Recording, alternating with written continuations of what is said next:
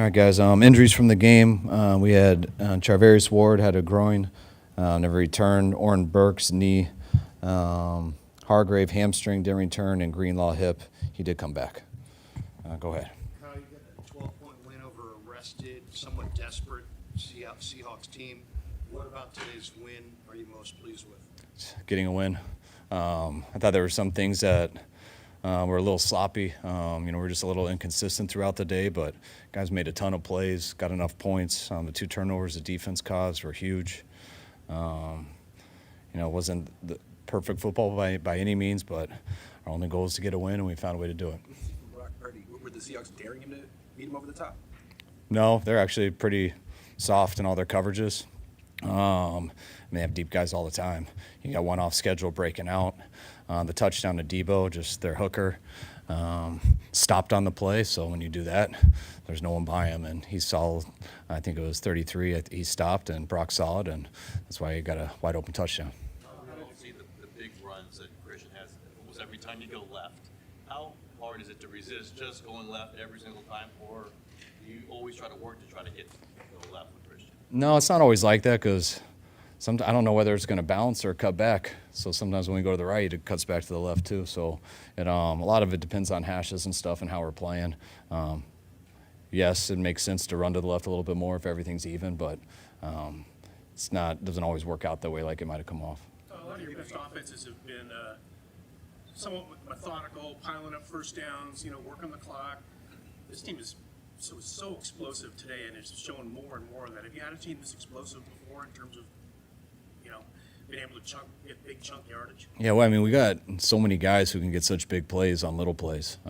We went for a big play early in the game, tried to get George and BA down the middle, and the 2 hook defenders were deep and the safety. And it's one of my favorite plays by Brock on the day because he just went to a check down, which was the right answer, and Debo was a 5-yard check down, and he got 30 on it. So it's that happens on a lot of our stuff, and then the more they come up, then you can kind of get those easy big plays. The one George was huge just because they're honoring the run, and the play before that you could see him blow the run up, and with George and Charlie over there and 22 personnel, and they're coming up aggressive, and you could tell they did it again. That's why they tried to grab George going by him, but he was able to fight through the holding and get the touchdown. So got a lot of explosive guys, but when you're not just one-dimensional in that way, you hope it's a matter of time and just how it plays out.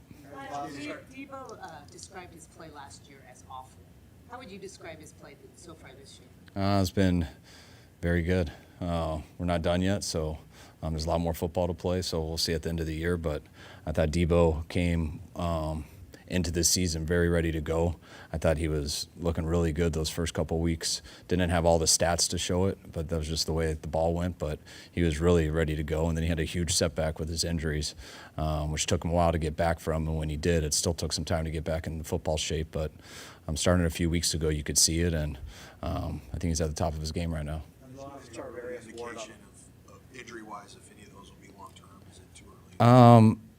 No, Ward not sure. We just have to look into it because he's had some stuff like in this past, so we're not quite sure.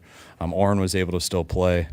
Hargrave was a hamstring, so I'm assuming he pulled it, but we got to find out for sure. It's always, you never know with the D lineman how long they'll be out on that, but we'll know a little bit more tomorrow, and Greenlaw was able to come back. So. Was the big one Wisnowski's call, or was that called?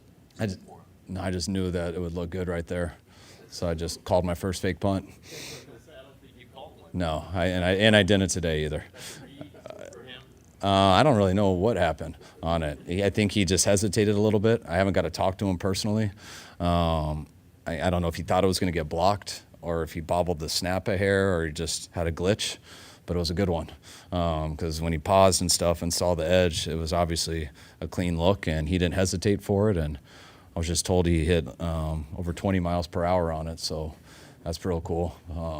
No, Ronnie felt bad about it, but wish we could have avoided that.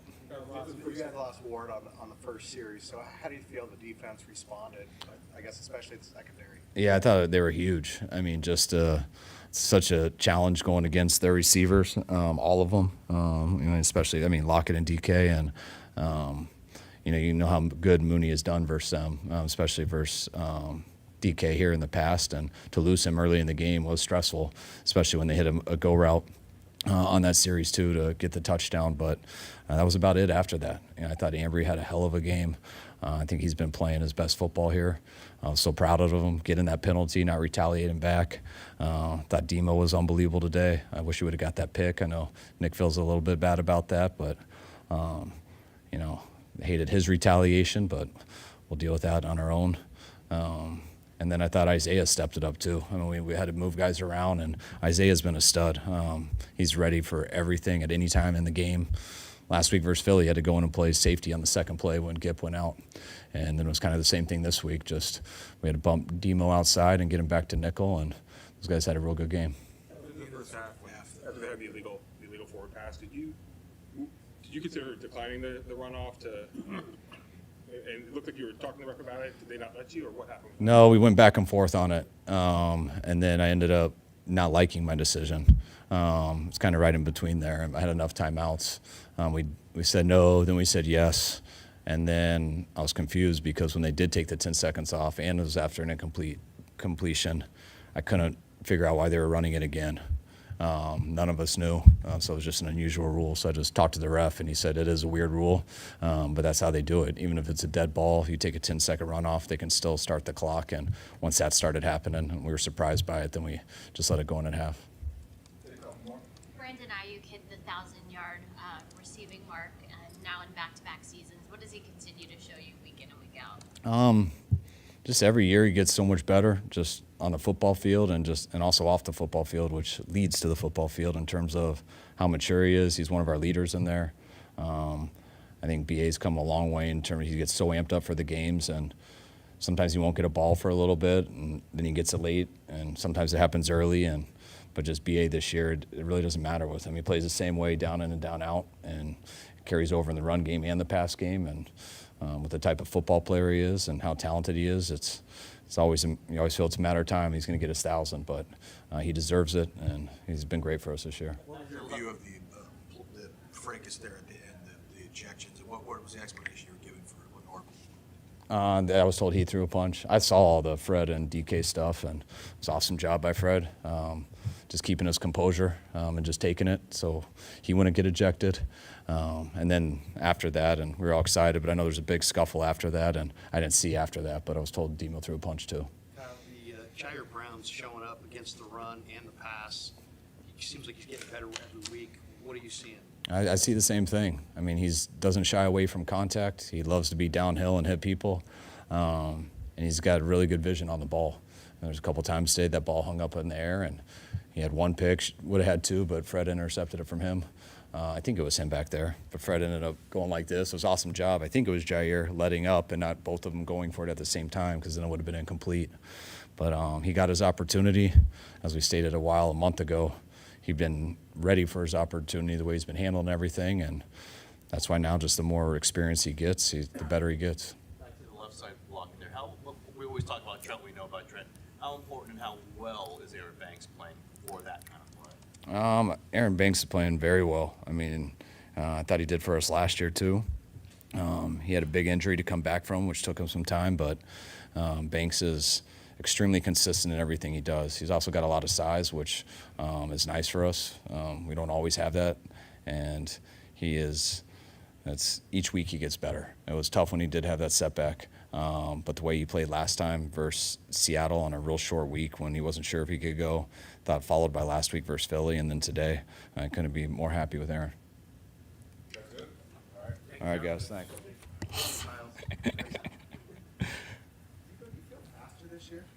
I wouldn't say I'm faster. It's just like when I'm in the open field, I think I just got another gear that people haven't seen. So they're like, yo, Debo, I ain't know you was that fast, but really can move. You described last year your play as awful. How would you describe it this year? Since coming back from injury, I can see the level of play just getting better and better week in and week out. Just taking day at a time just to be the best me I can possibly be for the team. Does having fewer running plays from scrimmage, does that give you more explosiveness on the Nah. receiving? Nah. Does Brock throw a better deep? I mean, two people talking one time, I can't answer both questions. You mentioned a couple weeks ago that you guys had made it a priority to get the deep ball going in the offseason. How do you think that's coming along, and how did it come together for you today? You know, it's crazy as we worked that play at practice, that was like the last option to be thrown. And so, you know, Brock just being the quarterback he is, and just whenever he sees something, he's just gonna let it go. As you can see, like I really wasn't running like 100 miles per hour, but once I looked back and seen Brock getting ready to cock and throw it, I had to speed up. But that's just something that we work on every year in camp, and we slowly progressing to get better at it. How much do you think adding that in more to the offense this year has made you guys even more dangerous? I think it makes us way more dangerous because I feel like you can't just cover the in-breaking routes like they normally do anymore, and got to cover the whole field. Is he throwing a better deep ball than he did, say, last year? Because people always talk about he's got an average arm and all that stuff. I don't listen to what the people say. I'm pretty sure he don't either, but it's been consistent. Are you guys, you have so many explosive plays today, and in the last couple of years, you've been more of a methodical first down type offense, but do you guys have the impression when you get to a huddle that basically any play you call can be a touchdown? Correct. It's just the culture that we have here and the guys that we have whenever they get the ball from. I mean, you can see Brock get out there a little bit, try to scramble a little bit, but from Christian to Juice, Kittle, BA, and it's just go on down the line. It's just like the culture that they built here and just what we practice on every day. You know that you and Brandon are close and you are both rooting for each other. Is there any sort of friendly competition on the team, though? You guys are. Nah, we don't. Nah, it ain't no friendly competition at all. At the end of the day, we want to see both of us succeed, and you know we just push each other to be better day in and day out. You, a couple of home games, you interacted with your little boy on the field before, and those clips have gone really viral. What's it mean for you to just kind of be able to share those moments with him? I mean, it mean everything. Ever since I had him, I can say like the level of play and the focus and determination I have for this game has went to another level because it's not only am I playing for me, I'm playing for my family. So like whenever, you know what I'm saying, get to see him out there, he having a good time, it's just giving me more energy to go out there and just make plays. You guys good?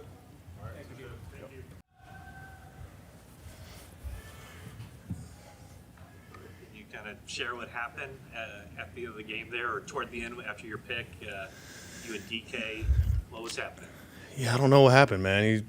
I told him he tackles really well, and then for some reason he didn't like that, and you know, I guess what happened, and it's unfortunate, man. You got to learn to keep his composure, but happy we came out with the dub.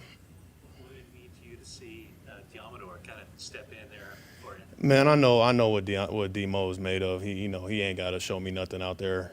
I don't want him hurting himself, you know what I'm saying? So hurting himself or hurting the team, we know what he's made of, you know what I'm saying? It ain't nothing to prove out there, but I always appreciate, you know, guys protecting each other out there. So, I mean, that doesn't surprise me one bit. Well, you talked about the defense being inspired by what the offense does. You know? Did you see that today, like when they're hitting the deep ball? Does that kind of fire you guys up? Absolutely, every time. And I've spoken on it plenty of times of how explosive our offense is, and it's just a matter of time before they make a big play down the field or a huge run. I mean, the way they started the game was incredible. You know, I think as a team we just got to be more consistent. You know, today was a little sloppy throughout the game through all phases, and we still found a way to win, which is what's most important. And we just got to continue to get better. Are you seeing a different level from Devo this year? I mean, he described last year that he said he was awful. He seems like maybe better than ever. Yeah, I mean, for him to say he was awful, it's like a little, like, hey, come on now, that's probably a little much. But the level he's playing at right now is unbelievable, and we need it. We need it from him. I mean, he's such a big-time game changer, playmaker for us.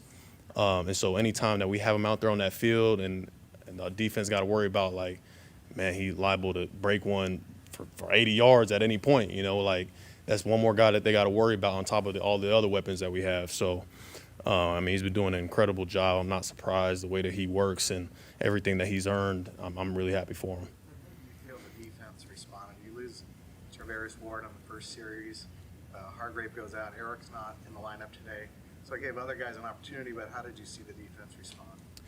Yeah, I got to watch it. You know, it didn't feel like our best day, but at the end of the day, we did what was required to win the game. I think we had 2 takeaways total. I wish we could have got that 3rd or 4th one to help the offense out a little bit. You know, run game wise, we had great success on some plays, and then other plays, you know, they're kind of getting a little bit. We got to tackle better in space. You know, let them off the hook on some of those big explosive pass plays. And so, you know, there's little things out there, and like I said, I got to watch it to really see the full picture. But we did what was necessary to win the game. You said feel like maybe one of the grimier games that you needed to win?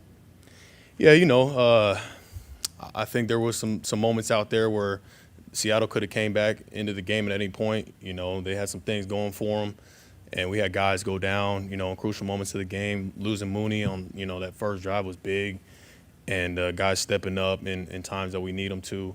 We just got to continue to find ways to win, no matter what. But we also got to make sure that we're correcting any mistakes that we're making out there, so we're able to continue to get better into, obviously the more important part of the season that we're in.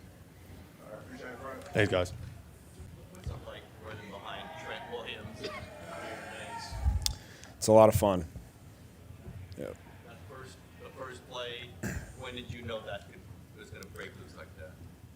I mean, you never know till it does. You just you kind of just read it one gap at a time and trust the guys in front of you. And that was, amazing blocking. I got to score there, But that was, great job by those guys up front all day.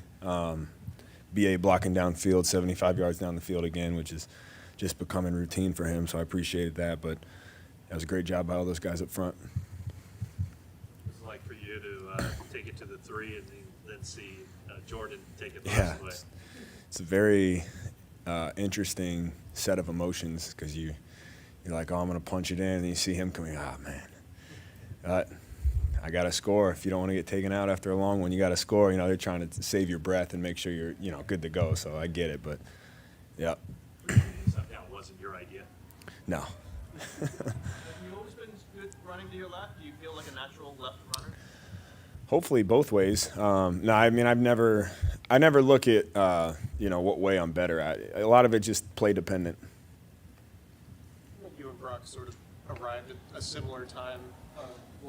In what ways have you seen him make the biggest strides as a quarterback? Man, it's funny. I've been asked that a lot, and it's so tough for me to pick something. I kind of just I try to figure out an answer just for an answer, but I don't really know if he's gotten better every week. But he started out so hot. He started out doing things so well, and he's been so consistent. And I think he's the same guy every day. He's a silent assassin, but competitive. And yeah, like he's growing, but he's also playing at such a high level all the time that, if he just continues to be him, we're in the right spot. Is a deep ball more of a weapon for you guys now? Obviously it was today, but is that increasingly so? I think, anytime you can put those deep balls on tape, it's good. It's just another threat. And we got guys who can do it. We got a quarterback who can throw the deep ball. And I think a lot of times, Kyle's so good at setting things up so that, you hit a bunch of dunk down plays, a couple crossers with guys who can make people miss in space. And then, the one to George, the one to Debo. When you have those shots, you got to take advantage of them. And, we did today. How does it feel to be in an offense that stuff that you guys run every week, put on tape every week, can still break massive plays? Well, it feels great, man. It's a testament to the coaches who, those guys work so hard to dial the plays up every week, keeping it fresh. We learn new playbooks every single week, and it's challenging, but you got a group of guys who are bought in. Obviously, you have a great play caller who notices our tendencies and fixes those and, runs plays off of what we've ran in the past. And you got a lot of guys who go out there and just execute it. I think today, we were pretty sloppy today even still, and I think there's a lot of stuff we left out there. But obviously the win's the most important thing, and I know we got the guys who go out there and fix those. You obviously had a massive season in 2019. Does this feel comparable? Do you feel even maybe better than that season? Well, man, there's nothing like winning. I think at the end of the day, just the emotion you get from winning is light years above when you go 6-10 or whatever it is. It's individual statistically, 2019 I went 1,000, had 19 touchdowns. But like I said, you just when you're not winning, it doesn't feel like that. So I'm just happy to be a part of this team, and we're playing well, and we just got to keep it consistent and do it week in and week out. Thanks, guys. How cool is it for you just to know that any pass you throw, regardless of depth, could end up in the end zone with some of those guys? Yeah, I'm a part of a special group, any one of our guys, any one of our eligibles, man, you get the ball in their hands and then they can go do the rest, break tackles, obviously have pull away, breakaway speed. And I mean, we see it every game. So to throw like a 5-yard pass or even a deep ball, it doesn't matter. We got playmakers. Debo said that his play last year was awful, is the way he had described it at the beginning of the season. I'm just wondering, do you see a different level from him than you were seeing last year? I feel like he's just more intent, with the little things. And then obviously like his effort and stuff when he's not getting the ball, carrying out fakes and stuff to open up, Christian or play action pass.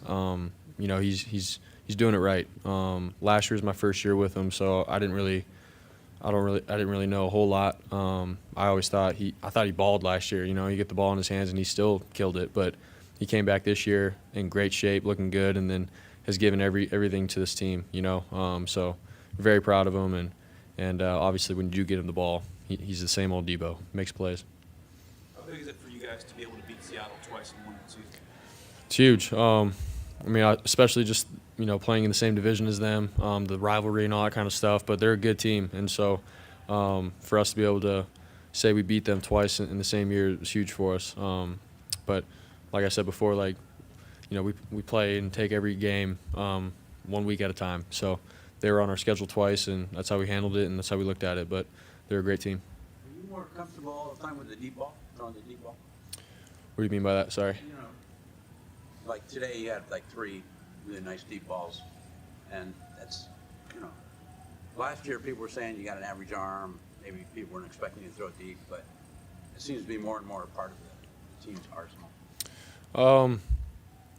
I feel like we've always, sort of had, shots within plays. If the defense gives us a look, we take it. And so was I afraid to go deep or anything like that last year? I don't think so. This year I feel like just more aware of, what our offense is and where guys are supposed to be. And if the defense gives us a look, I'm more, I guess, ready for it and aware of it. So I have taken deep shots this year. So, yeah. Shanahan said his favorite throw of yours wasn't one of the deep ones, but a short one to Debo that he took 30 yards.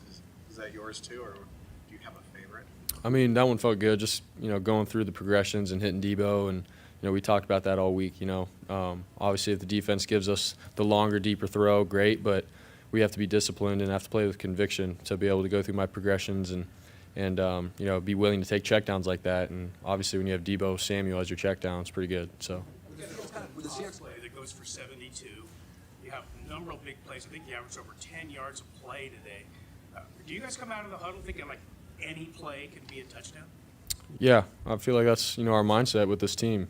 Like I said before, we have playmakers across the board. So if you throw outside zone to Christian, and he could take it 70. You can throw a check down to Debo Samuel, and he'll take it 50. So that's how we do look at it. We have guys across the board that can make anything happen at any time, and that's our mindset. But obviously, you get into situational football, you have to be smart and not just throw deep or anything like that. But we have guys that can score at any moment, so we know that. Was the Seahawks sort of daring you to beat him over the top today, or were you just extra aggressive?